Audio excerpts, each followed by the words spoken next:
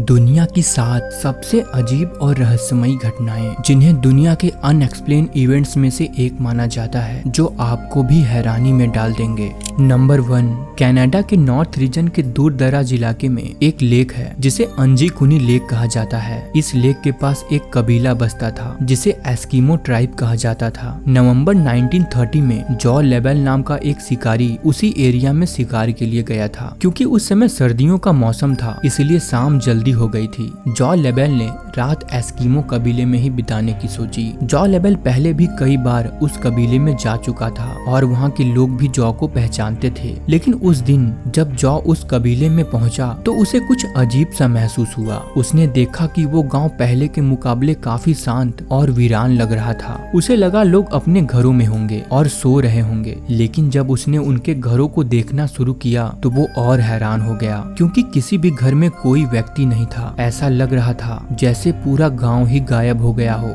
इसमें सबसे हैरानी की बात ये थी कि उनके सामान वैसे के वैसे ही थे। खाना पकने के लिए चूल्हे पे रखा हुआ था। उनके पेट डॉग भी बंधे हुए थे और वो भी भूख से मर चुके थे। जॉ ने तुरंत ही इसकी खबर पुलिस तक पहुंचाई और जब वहां सर्च शुरू किया गया तो पुलिस को लगा कि उन पर जरूर हमला हुआ होगा। लेकिन वहां कोई भी लड़ाई के निशान नहीं मिले और ना ही कोई तोड़फोड़ के निशान मिले। उस गांव में 150 लोग रहते थे और अगर उन पर हमला हुआ होता तो जरूर कोई ऐसे निशान मिलते जो उन पर अटैक होने की थ्योरी को सच साबित करें। और सबसे अजीब बात, जॉ के अलावा वहाँ किसी और के पैरों के निशान नहीं मिले। ऐसा लग रहा था जैसे पूरी बस्ती अचानक से कहीं गायब हो गई हो। कोई सबूत ना मिलने के कारण इस केस को एक अनसॉल्व्ड मिस्ट्री माना जाने लगा।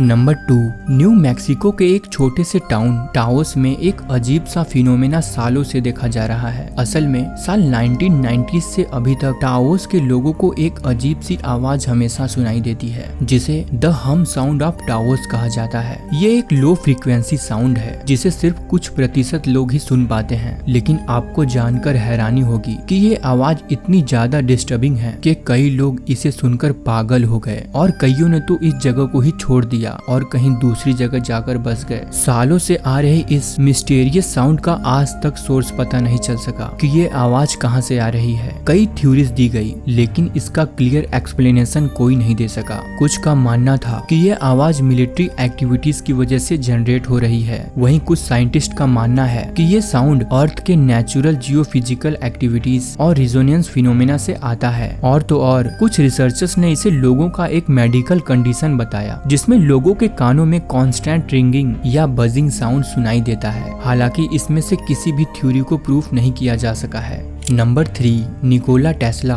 जो कि एक जीनियस इन्वेंटर और इलेक्ट्रिकल इंजीनियर थे। उनका नंबर्स के साथ स्पेशली 3, 6 और 9 के साथ एक स्पेशल कनेक्शन था। टेस्ला को ये नंबर्स कुछ ज्यादा ही खास और मैजिकल लगते थे। उनका मानना था कि ये नंबर्स यूनिवर्स के सीक्रेट कोड्स को अनलॉक करने में मदद कर सकते हैं। टेस्ला के अकॉर्डिंग 3, 6 और 9 यूनिवर्स के फंडामेंटल पैटर्न्स या लॉ को रिप्रेजेंट करते हैं। उनका मानना था कि ये नंबर्स नेचर के फंडामेंटल साइकिल और वाइब्रेशन से जुड़े हैं। इसीलिए टेस्ला कहते थे कि अगर आप इन नंबर्स का रहस्य समझ लो तो आप यूनिवर्स के सीक्रेट्स को भी समझ सकते हैं। नंबर 4, 5 दिसंबर साल 1952 को लंदन शहर में पूरी तरह धुंध छा गया। सर्दियों का मौसम था, इसलिए लोगों ने इस फॉग को सर्दियों में होने वाले आम फॉग के जैसे ही देख रहे थे। लेकिन जैसे जैसे समय बीता, लोग इसकी गंभीरता को समझने लगे, क्योंकि अब लोगों को सांस लेने में दिक्कत होने लगी। लोगों का दम घुटने लगा, क्योंकि ये कोई आम फॉग नहीं बल्कि एक जहरीला स्मॉग था जो कि पूरे शहर में फैल चुका था। इस स्मॉग की वजह से पूरे शहर का यातायात ठप पड़ गया। स्कूल्स, कॉलेजेस, इंडस्ट्रियल एरिया सब बंद हो गए। हॉस्पिटल्स लोगों से भर चुके थे। लंदन का मेडिकल सिस्टम फेल हो गया, क्योंकि इससे पहले लंदन ने कभी भी ऐसी मेडिकल इमरजेंसी फेस नहीं की थी। इस स्मॉग ने लगभग 4000 लोगों की जानें ले ली और 9 दिसंबर तक ये आंकड़े 12000 तक पहुंच गए। जब ब्रिटेन की गवर्नमेंट ने इस स्मॉग के होने के कारण का पता लगाया तो कई रीजन सामने निकल कर आए। सर्दियों के मौसम में लोग अपने घरों को गर्म करने के लिए भारी भारी मात्रा में कोयले का इस्तेमाल कर रहे थे। साथ ही पावर स्टेशंस और फैक्ट्रीज में भी हैवी कोल यूज किया जा रहा था, जिससे कोल्ड वेदर और टेम्परेचर इन्वर्जन ने पॉल्यूशन को ट्रैप कर दिया, जिसकी वजह से डेंस स्मॉग बन गया। इस घटना को the great smog of London के नाम से जाना जाता है। इस घटना के बाद से ही पॉल्यूशन और इन्वायरमेंटल इश्यूज पर लोगों के बीच ग्लोबल अवेयरनेस बढ़ाई और कई सारे क्लीन एयर एक्ट भी बनाए गए।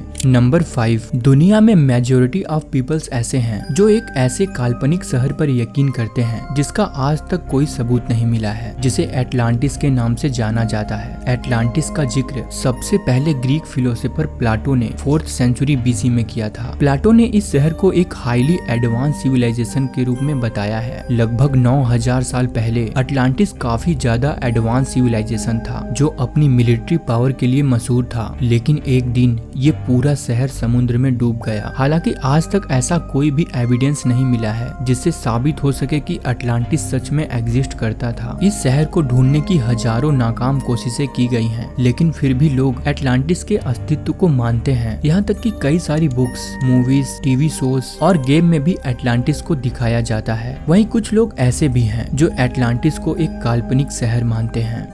नंबर 6, इंग्लैंड में मौजूद एक ऐसा एंशियंट स्ट्रक्चर है जिसे स्टोनहेंज के नाम से जाना जाता है। इस स्ट्रक्चर से जुड़े कई ऐसे सवाल हैं जो सदियों से इंसानों के लिए एक बहुत बड़ा रहस्य बना हुआ है। कार्बन डेटिंग से पता चलता है कि स्टोनहेंज को लगभग 5000 साल पहले बनाया गया होगा। ये मॉन्यूमेंट पहले कुछ ऐसा दिखता होगा, लेकिन वक्त ने इसकी हालत कुछ ऐसी कर दी। इसमें कुछ पत्थरों का वजन 4 टन है तो कुछ पत्थरों का वजन 40 टन तक है। हैरानी की बात है कि 5000 साल पहले बिना किसी आधुनिक मशीनों के इतने बड़े और भारी पत्थर इस जगह पर कैसे लाया गया होगा और इन्हें ऊपर कैसे रखा गया होगा। वहीं सबसे बड़ा सवाल ये है कि ऐसा स्ट्रक्चर किस वजह से बनाया गया होगा। कुछ रिसर्चर्स इसे एक धार्मिक स्थल मानते हैं जहां रिचुअल्स परफॉर्म किया जाता होगा, वहीं कुछ लोग इसे एक एस्ट्रोनॉमिकल कैलेंडर मानते हैं। नंबर 7, साल 1947 में स्ट्रेट ऑफ मलक्का, जो कि सुमात्रा और मलेशिया के बीच में है, वहाँ से कई सारे समुद्री जहाज गुजर रहे थे। तभी उन शिप्स को एक SOS इमरजेंसी मैसेज मिलता है। वो मैसेज था,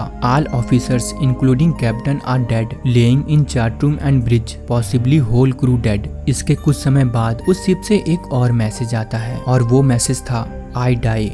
ये मैसेजेस SS औरंग मैदान से आ रहे थे और इसके बाद SS औरंग मैदान के सबसे करीबी जहाज द सिल्वर स्टार शिप सबसे पहले वहां पहुंचता है। जब सिल्वर स्टार शिप के क्रू मेंबर्स उस शिप पर गए तो सभी लोग दंग रह गए, क्योंकि वहां शिप के सभी क्रू मेंबर्स की डेड बॉडी पड़ी थी। यहाँ तक कि उस शिप के कैप्टन की भी मौत हो चुकी थी। लेकिन इसमें सबसे हैरानी की बात यह थी कि उन लोगों की आंखें और मुंह खुले हुए थे, जैसे वो मरने से पहले काफी डरे हुए हों। और तो और उनके बॉडी पर कहीं भी चोट के निशान नहीं थे, ना ही शिप पर कहीं ब्लड के निशान मिले। इस सब को देखकर सिल्वर स्टार शिप के क्रू तुरंत ही अपने शिप पर चले गए और SS औरंग मैदान को टो करके किनारे तक ले जाने का प्लान तैयार किया। लेकिन तभी SS औरंग मैदान में एक ब्लास्ट हो जाता है और पूरी शिप कुछ ही मिनटों में समुद्र की गहराइयों में समा जाती है। इस घटना को लोग पैरानॉर्मल एक्टिविटी से जोड़कर देखने लगे, जिसे आज भी द घोस्ट शिप 1947 के नाम से जाना जाता है। दोस्तों, उम्मीद करते हैं आपको हमारी ये वीडियो पसंद आई हो। अगर वीडियो अच्छी लगी तो वीडियो को लाइक जरूर करें और चैनल पर नए हैं तो चैनल को सब्सक्राइब करना ना भूलें। मिलते हैं नेक्स्ट वीडियो में। धन्यवाद।